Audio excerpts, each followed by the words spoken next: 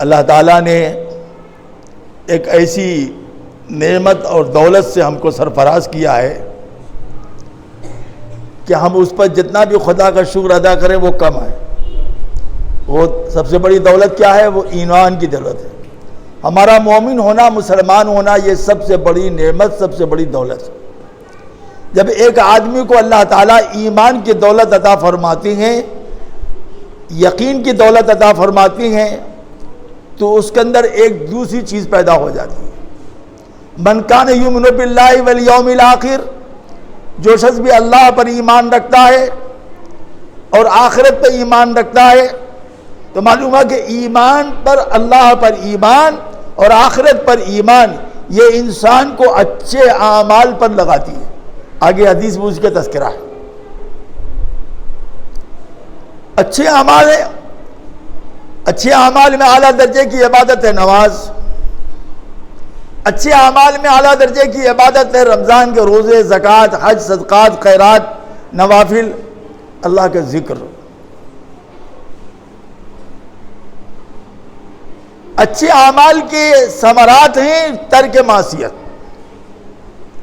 معصیت کا چھوڑنا، گناہوں کا چھوڑنا، یہ ایمان کی علامت ہے۔ جتنا زیادہ ایمان کمزور ہوگا اتنا ہی زیادہ آدمی گناہوں میں ملوث رہے گا۔ جتنا زیادہ ایمان محفوظ مضبوط ہوتا جائے گا اتنا ہی زیادہ آدمی گناہ سے بچتا چلا جائے گا۔ جناب رسول اللہ صلی اللہ علیہ وسلم نے دعا سکھلائی، کیا فرمایا؟ اللہم ارحمنی بترک المعاصی ابدا ما ابقیتنی ولا تشقنی بمعصیتک۔ اے اللہ مجھ پر رحم کر دیجئے، اتنا رحم کیجئے اور ایسا رحم کیجئے جو ہم کو گناہوں کے چھوڑنے پر آمادہ کر دے، اور جب تک ہم زندہ رہیں اس وقت تک، کیونکہ گناہ کی لائن ہے۔ جوانی کے گناہ کچھ اور ہیں، بڑھاپے کے گناہ کچھ اور ہیں، لڑاپے کے گناہ کچھ اور ہیں۔ آدمی کے اندر طاقت ہے تو طرح طرح کا گناہ کرتا ہے، ہاتھ کا، پیر کا، اعضاء کا۔ ہاتھ پیر نے جواب دے دیا تو پھر گناہ کرتا ہے نظر کا، غیبت کا، چغلی کا۔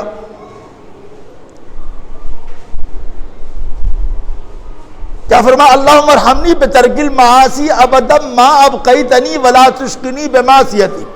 اے اللہ ہم پر رحم فرمائیے، ایسا رحم کیجئے کہ گناہوں کا چھوڑنا میرے لیے بالکل آسان ہو جائے جب تک ہم زندہ رہیں۔ ولا تشقنی بمعصیتک، گناہ کر کر کے ہم کو جو ہے تو اے اللہ جو ہے تو ہم کو شقی و بدبخت مت بنائیے۔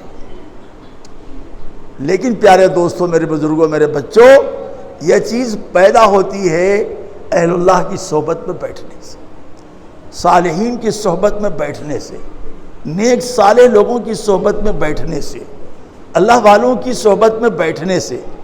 اور اللہ والوں کی صحبت جو ہے وہ فائدہ ہی نہیں دیتی ہے جب تک کہ محبت سے نہ بیٹھا جائے۔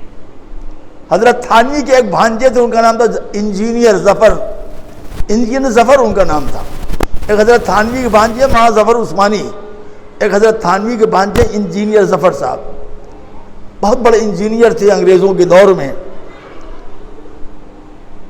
لیکن انتہائی دیندار، متقی، پرہیزگار۔ کہ حضرت تھانوی نے بعض کو ان کو اپنا خلیفہ بنایا، تو ان کا ایک بچہ تھا، وہ اسکول میں پڑھتا تھا، تو اس کی عادت تھی کہ جب وہ اسکول سے پڑھ کے آتا تو حضرت تھانوی کی خانقاہ میں گھومتا رہتا ہے، خالی کچھ گھومتا رہتا ہے، کبھی ان کے پاس بیٹھ گیا، کبھی ان کے پاس بیٹھ گیا، کبھی ان کے پاس بیٹھ گیا، کبھی وہاں بیٹھ گیا، کبھی وہاں بیٹھ گیا، کبھی حضرت تھانوی کے پاس بھی جا کے بیٹھ گیا۔ بچوں کو عادت ہوتی ہے نا، جیسے یہ بچے ہیں، ان کے سمجھ میں تو آ نہیں رہا ہے کہ کیا ہم کہہ رہے ہیں، لیکن ہے یہ اللہ والا ہیں، علماء ہیں، جلسہ ہو رہا۔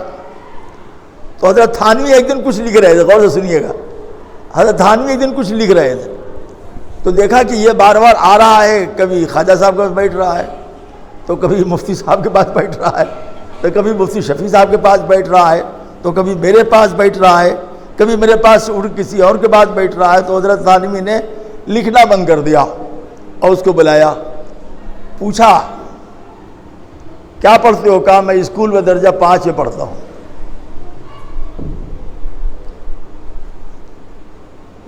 تو تو تم اسکول جاتے ہو صبح کو 7 بجے، آتے ہو 11 بجے 12 بجے 1 بجے، تھکتے نہیں ہو؟ ارے آئے ہو تو تھک کے سو جاؤ کھانا کھا کر کے، یہاں کیا گھومتے رہتے ہو؟ تو دیکھیے چھوٹے سے بچے کو صالحین کی صحبت کا اثر دیکھیے، معصوم سے بچے کا اچھی صحبت کا اثر دیکھیے کہ ماں بھی عبادت گزار، باپ بھی ذاکر، اور ماموں بھی اللہ کا ولی۔ کیا جواب دیا؟ کہا اسکول میں تو پڑھ رہے ہیں ہم امی ابو کی وجہ سے، لیکن ہم کو یہ ماحول بہت اچھا لگتا ہے، یہاں ایسا آتے ہیں تو ایسا لگتا ہے جیسے ہم جنتی ہیں، جنت کا ماحول ہے۔ تو حضرت تھانوی نے پوچھا اب یہ بات ہے اسکول کی تعلیم چھوڑ دو؟ تو انہوں نے کہا چھوڑیں گے نہیں۔ کہا کیوں؟ کہا چھوڑیں گے اس لیے نہیں ہے کہ ہم دیکھتے ہیں، چھوٹا سا بچہ 7-8 سال کا کہہ رہا ہے، ہم دیکھتے ہیں جن کے پاس دین کا علم ہے ان کو دنیا کی کوئی معلومات نہیں، کچھ نہیں جانتے، اور ان سے حضرت تھانوی سے پوچھ رہا ہے آپ کو پتا ہے آلو کلو کے لیے بکتا ہے؟ آپ کو پتا ہے کدو کتنے کلو بکتا ہے؟ آپ کو پتا ہے سبزی کتنے کلو بکتی ہے؟ آپ کو پتا ہے انجیکشن کتنے کا آتا ہے؟ فرمایا نہیں۔ کہا تو ہم اسکول میں پڑھنے والوں کو دین کی معلومات نہیں ہے، حرام کیا ہے، حلال کیا ہے، جائز کیا ہے، ناجائز کیا ہے، جو دین میں حاضر ان کو سبزی ترکاری کا علم نہیں ہے۔ تو میں ایک ایسا شخص بننا چاہتا ہوں کہ دنیا کے ماحول میں دین کے پھیلاؤں اور دین کے معاملے میں دنیا کی معلومات حاصل کروں۔ اب یہ اس صحبت کا اثر تھا، حضرت تھانوی سے محبت کا اثر تھا۔ چنانچہ بعد میں جب ملک آزاد ہو گیا 47 میں، تو انجینئر ظفر صاحب چونکہ کراچی میں تھے، پوسٹ پہلے سے پوسٹ تھے، ملک آزاد ہوا تو ادھر ہی رہ گئے۔ وہ ان کا وہ بچہ جو تھا بہت بڑا عالم اور بہت بڑا سائنسداں بنا، اس کا نام ہے مولانا محمد عمر ربانی۔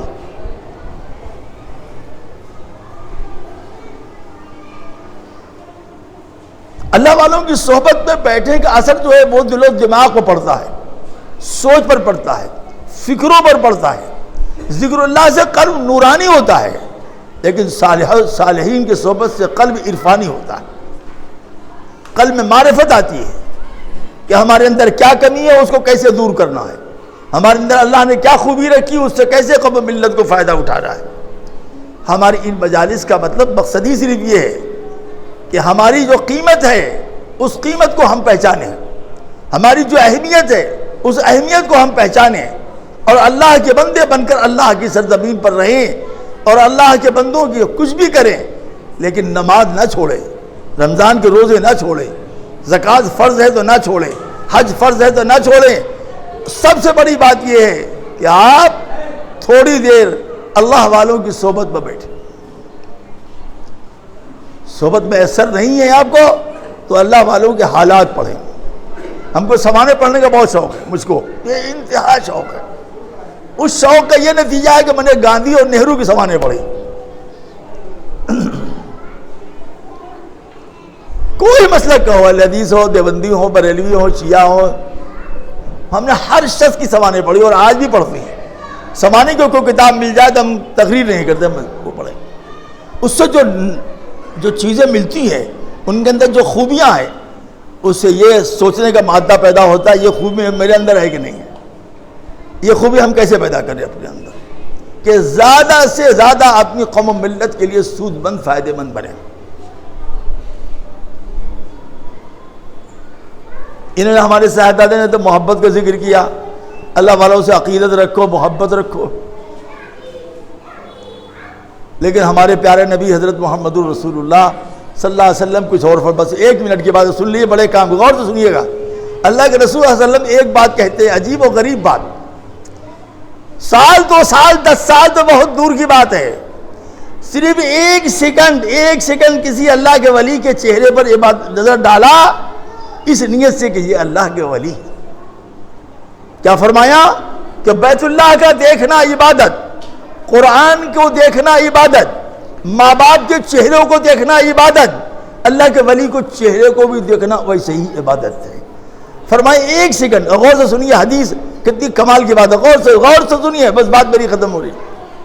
اللہ کے رسول صلی اللہ علیہ وسلم فرماتے ہیں کہ اللہ کے بارگاہ میں ایک شخص پیش کیا جائے گا، سن رہے ہیں کہ نہیں آپ لوگ؟ بس سنیے، کام کی بات یہی ہے، مجلس کی اختتام اسی پر ہے، خدا کرے ہمارے سمجھ میں آ جائے۔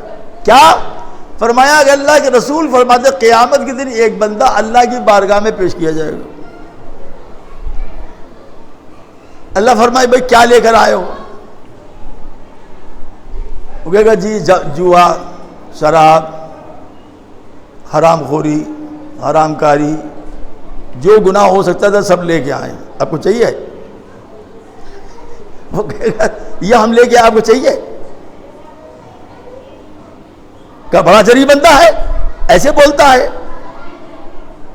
تو وہ بندہ کہے گا آپ کون ہیں؟ آپ کون ہیں؟ کہ تمہیں پتا نہیں میں تمہارا رب ہوں۔ تو کہا رب سے سب نہ کہیں گے تو کس سے کہیں گے؟ اگر رب سے ہم اپنی بات نہ کہیں گے تو کس سے کہیں گے؟ کہا بڑا جری بندہ لگتا ہے۔ کہا جری بندہ ہے؟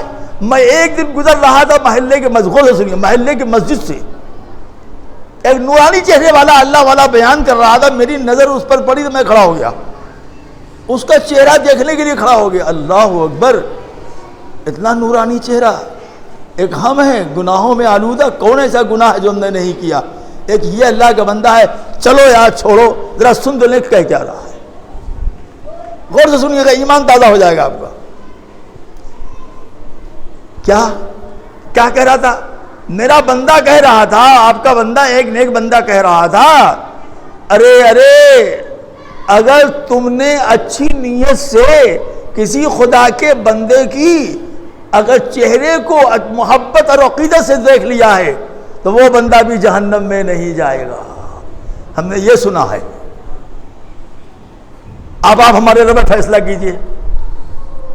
تو اللہ فرمائیں گے تم اس سے محبت کرتے ہو؟ کہا اس کی محبت ایسی میرے دل میں پیدا ہوئی کہ گناہ تو نہیں چھوٹا لیکن اس کی محبت لے کے ہم قبر میں گئے، آج یہاں آئے ہیں۔ اس ایک منٹ کی محبت ہمارے قلب میں ایسی راسخ و جمی کہ ہم گناہ نہیں چھوٹا ہم سے کوئی بھی، لیکن وہ محبت ہم قبر میں لے کر گئے، محشر میں آئے اور آج آپ کے سامنے کھڑے ہیں۔ ہم کہتے ہیں کہ اللہ کے ولی کی چہرہ ہم نے دیکھا اور اس سے ہم کو ایسی محبت پیدا ہوئی کہ وہ محبت ہم یہاں لے کر آئے۔ فرمایا اگر تو ہمارے ولی کا دوست ہے تو تو میرا بھی دوست ہے، جائے تیرے گناہ بخش دیا، بلا حساب و کتاب کی جنت میں جا۔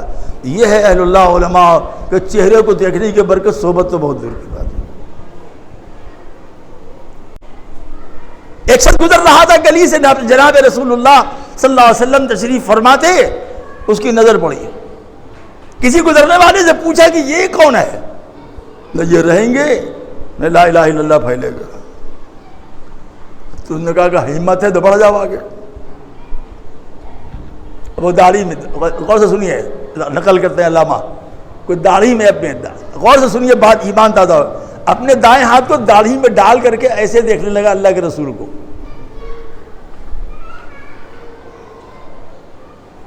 اب یہاں کیا پتا ہے؟ اللہ کے رسول کے کہ اضطراری سنت تھی، اضطراری، اختیاری نہیں، اضطراری، یعنی آپ جب بھی کہیں بیٹھتے اور کوئی فکر مند کی بات ہوتی تو اپنا دایاں ہاتھ داڑھی میں ایسے رکھ لیتے۔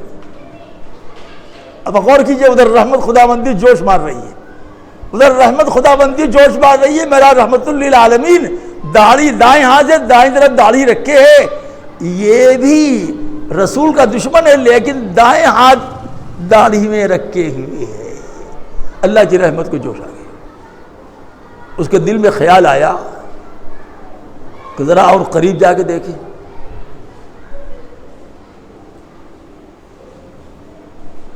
دیکھا کہ آپ نے اپنا دست مبارک داڑھی سے ہٹائی نہیں۔ بھائی اجنبی آدمی کو دیکھ کے آدمی گھبراتا ہے نا، پتہ نہیں کون ہو، وجود قریب آ رہا ہے، آپ ایسے ہی تاک رہے ہیں۔ اللہ کے رسول کی عادت تھی داڑھی ہمیشہ ایسے رکھتی، آگے بیٹھ گیا، اٹھ کے چلا گیا اور کہا ہم ایمان لائے۔ دیکھیے وہ کہتے ہیں نا کہ نگاہ ولی کی یہ تاثیر دیکھی بدلتی اور ایک کی تقدیر دیکھی، کہا ہم ایمان لائے نہ لائیں لیکن آج تک اتنے پیارے چہرے کی اب مخالفت کبھی نہیں کریں گے۔ یہ ہے آپ کے نگاہ ملانے کا اثر، مخالفت نہیں کریں گے۔ سرکار دو عالم صلی اللہ علیہ وسلم نے فرمایا جو حالت کفر میں شریف ہے وہ اسلام لانے کی حالت میں بھی شریف ہے۔ یہ جملہ کسی نے نقل کر دیا اس کو جا کے کہ اللہ کے رسول فرما رہے ہیں تم بہت شریف آدمی ہو۔ لوٹ کے آیا، عبداللہ کے صاحبزادے محمد جس کو کہیں شریف، اس کو رذیل اور کمینہ نہیں ہے۔ پڑھتا ہوں میں آپ کے سامنے، اشہد ان لا الہ الا اللہ وحدہ لا شریک لہ واشہد ان محمدا عبدہ۔ یہ ہے صحبت کا اثر، یہ ہے ولی کی نگاہ سے نگاہ ملانے کے۔ جب نبی کی نگاہ میں یہ اثر ہے تو اللہ نے اپنے نبیوں کے ولیوں کی نگاہ میں بھی اثر رکھا ہے کہ ان کی صحبت سے زندگیاں بدل جاتی ہیں۔ ہم بے شمار قصے سنا سکتے ہیں لیکن اس کا موقع نہیں، اور ابھی 2 دن باقی بھی ہے۔ انشاءاللہ جو صحت ٹھیک رہے گی ہم کچھ نہ کچھ کہتے رہیں گے آپ کے سامنے۔ اللہ تعالیٰ سے دعا ہے کہ اللہ تعالیٰ ہمیں ان تمام باتوں پر عمل کرنے کی سچے دل سے توفیق عطا فرمائے۔ رسول اللہ صلی اللہ علیہ وسلم کی سچی محبت، صحابہ کی سچی محبت، اولیاء کرام کی سچی محبت اور عقیدت ہمارے دلوں میں پیدا فرمائے، اور کل انہی کے ساتھ ہمارا حشر فرمائے۔ اللہم احشرنا منہم اللہم احشرنا معاہم۔ اللہ ہمارا حشر بھی کل قیامت کے دن انہی کے ساتھ فرمائے۔ یہ بات تو کہی گئی، اس لیے کہی گئی کہ آپ ماں باپ بھائی بہن بیوی بچے اپنی ضروریات زندگی چھوڑ کر یہاں 3 دن کے لیے آئے ہیں اللہ کے گھر میں، تو یہاں یہ 72 گھنٹے کی زندگی میں کچھ سیکھ کے جائیں، کچھ اپنے کو سنوار کے جائیں، کچھ اپنے کو بنا کے جائیں، کہ اصل زندگی جو ہے جو آپ اپنے محلے، اپنے گاؤں، اپنی بستی، اپنے گھر، اپنی مسجد میں پہنچے تو آپ کے اداؤں سے، آپ کے کردار سے، آپ کے اخلاق سے، آپ کی زبان سے پتہ لگے کہ یہ محمد الرسول اللہ کا عاشق ہے صلی اللہ علیہ وسلم، یہ اولیاء اللہ کا ماننے والا ہے، یہ اللہ کا مقرب بندہ ہے۔ اللہ ہمیں اور آپ کو ان باتوں پر عمل کی توفیق عطا فرمائے۔ وآخر دعوانا ان الحمدللہ رب العالمین۔ پڑھیے درود شریف پڑھیے 3 مرتبہ، اللہم صلی اللہ علیہ وسلم۔